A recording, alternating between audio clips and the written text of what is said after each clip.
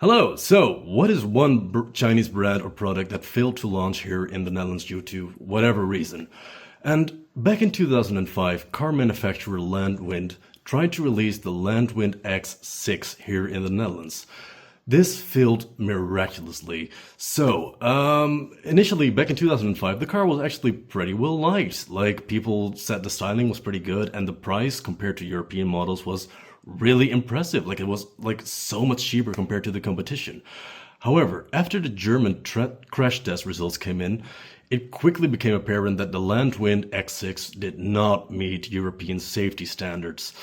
Basically, at a frontal crash at only 64 kilometers an hour, the driver would not be able to survive such an impact. Compared to European manufacturers from Mercedes-Benz, Volvo, and BMW, this was simply unacceptable and even unheard of. This was also at a time back in 2005 when car manufacturers were adding a lot of new safety features, parking sensors, cameras, automatic braking, the list goes on and on. But yet Landwind came out with this car and didn't have any of that. I think Landwind kind of really underestimated like what we as European customers value in our cars in terms of safety. And like they really could have done more research trying to understand the European car market, trying to understand what we value and what we want.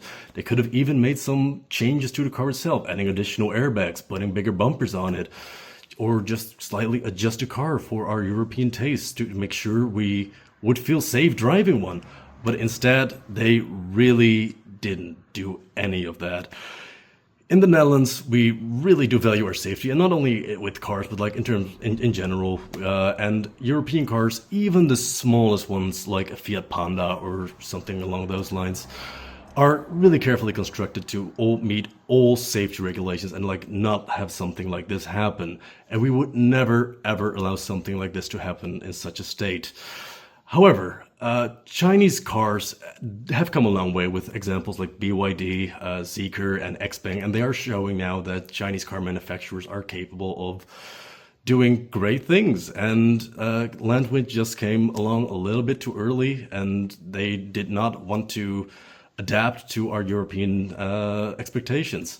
So yeah, that was the short little video, and I hope you guys liked it. Thank you for listening, and goodbye.